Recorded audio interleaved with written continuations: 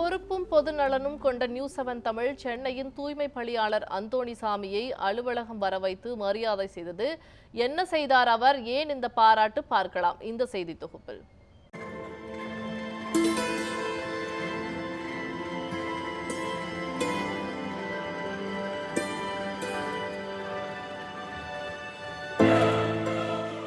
இந்த யூனிஃபார்ம் போட இன்னி வரைக்கும் சொல்கிறேன், சந்தோஷமாக இருக்குது, கெத்தாக இருக்குது, அவ்வளோ பெருமையாக இருக்குது.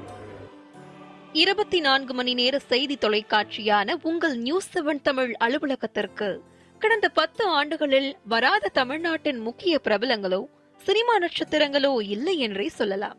ஆனால் இன்று நியூஸ்7 தமிழ் ஊழியர்களின் பலத்த கரகோஷத்துடன் அலுவலகத்திற்குள் நுழையும் இவர் அடுத்த தலைமுறைக்கான ஒரு எடுத்துக்காட்டு.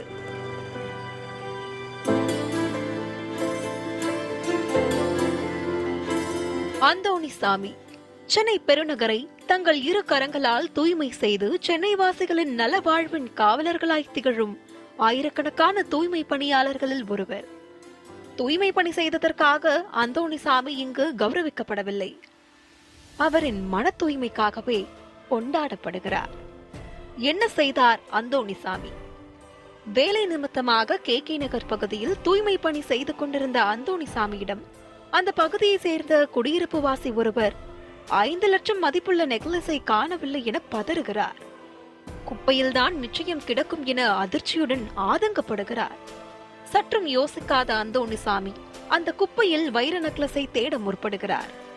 ஆனால் அது கிடைக்காத நிலையில் குடியிருப்பு வாசி அங்கிருந்து நகர மனம் தளராத அந்தோணிசாமி தனது மேலதிகாரிகளுக்கு தகவல் தந்துவிட்டு எந்த கூச்சமும் தயக்கமும் இன்றி ஒட்டுமொத்தமான குப்பையையும் தன் கரங்களால் கிளறி வைர நெக்லஸை தேடுகிறார்.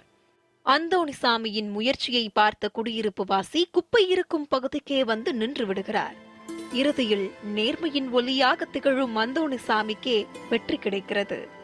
குடியிருப்பு வாசியின் வீட்டிலிருந்து எரியப்பட்ட பூமாலையில் வைர நெக்லஸ் சுற்றி இருந்ததை அந்தோணிசாமி கண்டெடுக்கிறார்.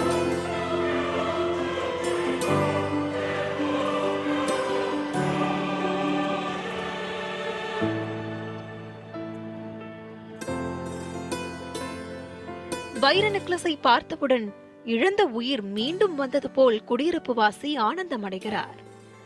என் மகளின் திருமணத்திற்கான வைர நெக்லஸை எடுத்துக் கொடுத்த உங்களுக்கு என்ன கைமாறு செய்வது என குடியிருப்பு வாசி கேட்க, இது என் கடமை, அடுத்த முறை குப்பை போடும்போது மக்கும் குப்பை மற்றும் மக்காத குப்பையை பிரித்து போடுங்கள் என வேண்டுகோள் வைத்துவிட்டு அடுத்த தெருவுக்கு தூய்மை பணி செய்ய செல்கிறார் அந்தோணிசாமி. 2 மணி நேரம் கஷ்டப்பட்டு அந்த மாலை கூட சேர்ந்து நான் டைமண்ட், அது சேர்ந்தா நான் டைமண்ட் அந்த பொருளுக்கு சொந்தக்காரன்ட்டு அவர்கிட்ட போச்சு. அவர் பேர் ஜெயராயிச்சு. என்னோடய வேலை அது நான் செஞ்சேன். இது எதனால் நான் சொல்கிறேன்னா, அந்த குப்பையை அப்பப்போ பிரித்து கொடுத்தேன்னா அந்த பொருள் உங்களுடைய சேஃபாக இருக்கும், நீங்களே தெரிஞ்சுக்கலாம் அந்த பொருள் நம்மளுக்கு தான்.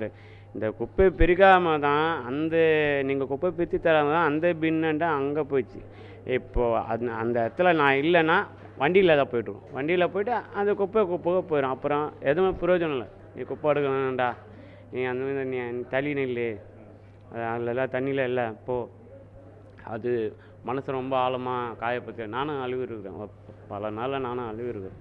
என்னடா இதெல்லாம் நாங்கள் வரோம். ஏன்னா எங்களுக்கு லாக்டவுனில் இருந்த அந்த சப்போர்ட்டு இப்போ எங்களுக்கு வேணும்.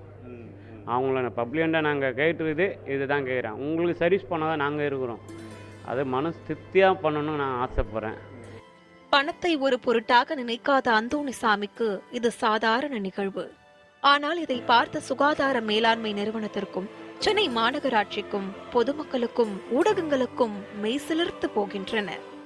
கடந்த 2 நாட்களாக மாநகராட்சி நிர்வாகமும் சமூக ஆர்வலர்களும் அந்தோணிசாமியை அவர் நேர்மைக்காக கொண்டாடி தீர்த்தனர்.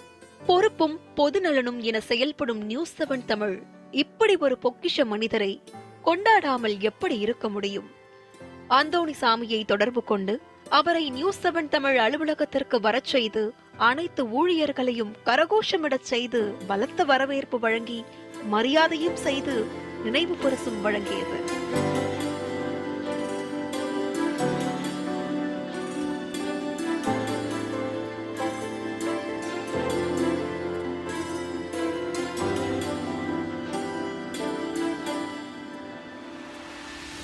மேலும் செய்தி எவ்வாறு தயாராகிறது என ஒவ்வொரு இடமாக அழைத்துச் சென்று அந்தோணிசாமிக்கு விளக்கியது நியூஸ் 7 தமிழ்.